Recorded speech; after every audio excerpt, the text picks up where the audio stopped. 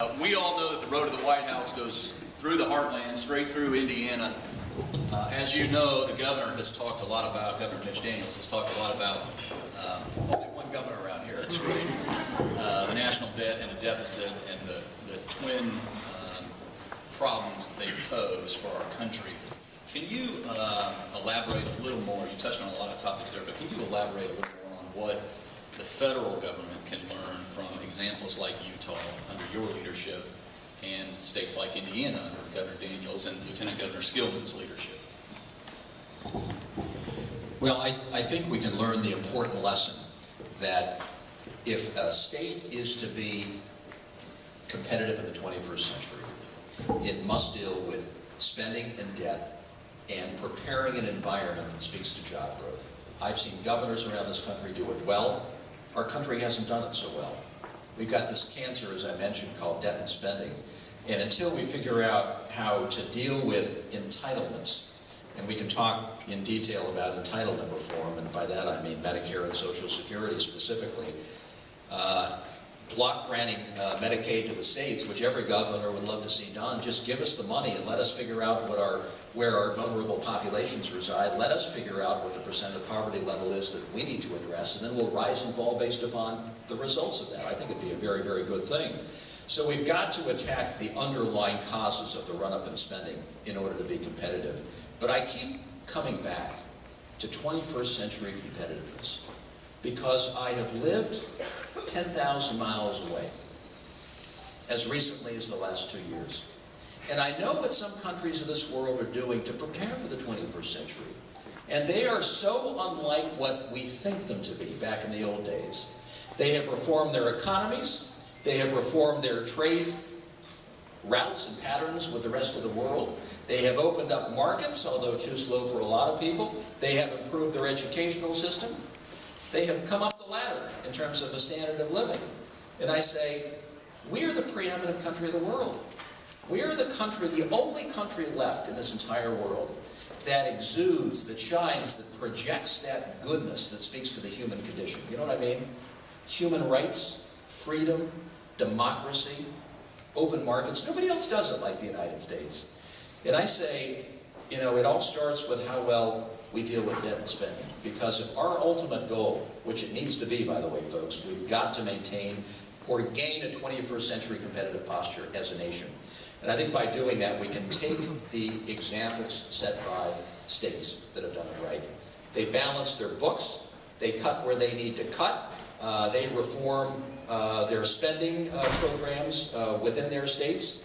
Why? Because they have to. They have no choice. They have balanced budget amendments. But I also think that in this system of ours, based on the 10th Amendment, I think the federal government ought to be taking more lessons from the states in terms of how you go about problem solving.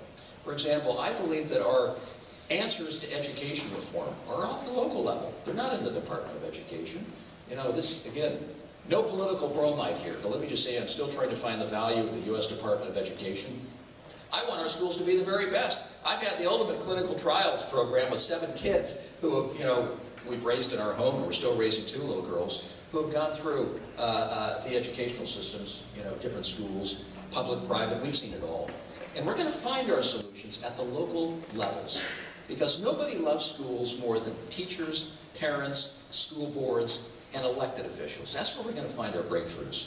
And I believe we're also going to find our breakthroughs around energy reform at the local levels of government as well. And I believe when it comes to economic development, that's where we're going to find answers as well. So the message to Washington, loud and clear, should be follow the states.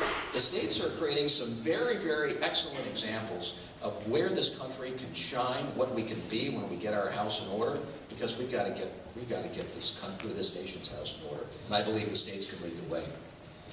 Thank you. I think you're speaking to the baritone section of the choir here with those suggestions. You could probably speak to this next question better than anyone on the face of the planet. China is now our #1 banker. What impact or effect do you see that relationship having on our foreign and economic policies today and tomorrow? You know, when people approach me, as they often do, and they say, gee, you know, Huntsman, isn't it a really bad and dangerous thing that China owns $950 billion or $1 trillion in debt and treasuries, plus maybe $200 or $300 billion in additional off-balance sheet investments. And I say, who do you think dug the hole to begin with? Wasn't the Chinese. We dug the hole. Somebody's going to buy our debt. And if you look at the Japanese, last year during one reporting period, they actually held more of our debt than the Chinese did. So yeah, the Chinese are rung number one, then the Japanese, then the British, and then you've got a lot of countries beyond that. The problem here was ours. It was made by us. We dug the hole to begin with. But the bigger issue is the U.S.-China relationship, for as far as the eye can see in the 21st century, is going to be the relationship. It's going to be the relationship economically, and it's going to be the relationship from a security standpoint, and the relationship from a military standpoint. It's our choice. I think it'd be a really good thing to have a president who can speak to the people of China in their own language, as I did over there as envoy, to help them understand some of the misconceptions about our country. Because what we don't want to see happen, nor can we afford to see this happen, is for the fear factor to dominate the U.S.-China relationship. That's one choice. The other choice, knowing full well that this is going to be a very competitive relationship for a very long time. We're very competitive nations. That's just a given. It's going to be a competitive relationship. But there is opportunity in this relationship as well. And we have to remember that the largest middle class ever created in the history of the world reside in China. Our exports, our small businesses, our agricultural producers are going to have unprecedented opportunities in China to create jobs and expand their economic base right here at home. It's a big deal. But we're going to have to make sure that we strike up a relationship that speaks to trust, that speaks to putting aside our differences, whether they be North Korea or Iran or certain trade issues or human rights or the internet in society. We disagree on all those and a whole lot more. That doesn't mean we can't talk about them. But longer term, I do believe, and one of the things I stressed as ambassador, resulting in some pain for myself, were human rights in China.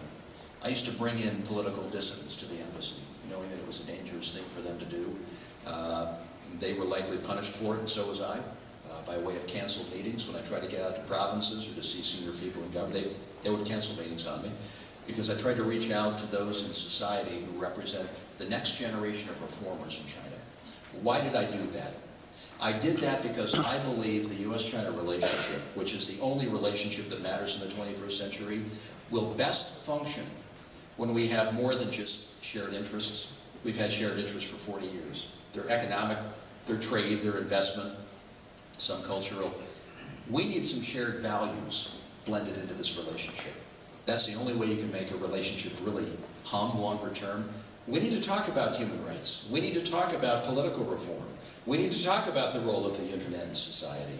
We need to talk about market opening measures. These are all important in our overall relationship, because I believe by hitting these very controversial and sensitive issues head on, longer term, you've got the younger generation coming up that is very sympathetic to many of these issues. And over time, it's going to create an environment with shared values along with shared interests. And that is going to provide the stability that the U.S.-China relationship needs over the longer term.